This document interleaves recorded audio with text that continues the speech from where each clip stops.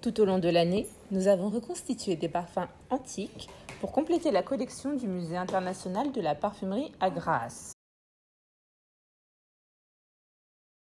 Le parfum a toujours fasciné l'homme. Les Égyptiens utilisaient le kifi, le parfum considéré comme le plus vieux au monde.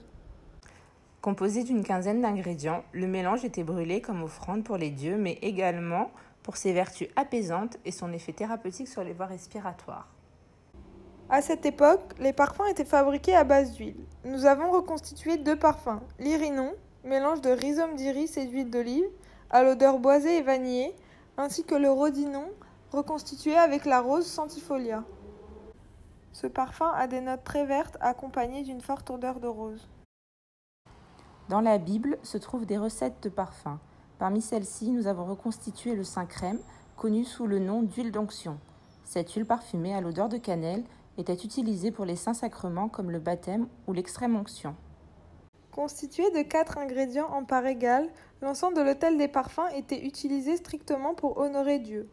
Réduit en poudre et salé, le parfum solide est brûlé sur du charbon et délivre les notes d'encens et de myrrhe, rappelant l'odeur de l'église, et les notes vanillées du benjoin.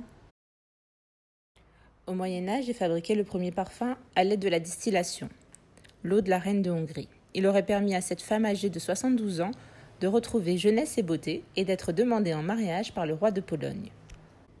Composé d'esprit de vin et de romarin, nous avons réalisé une version plus moderne de ce parfum à base d'huile essentielle.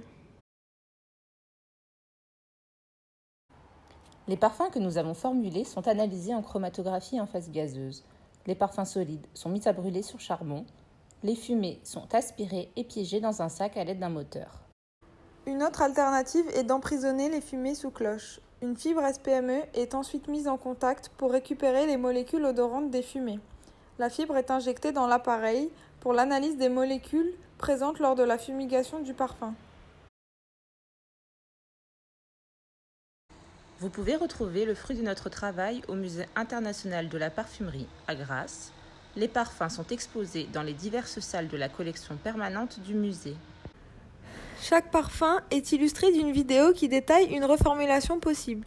Vous pouvez apprécier les senteurs des parfums d'autrefois.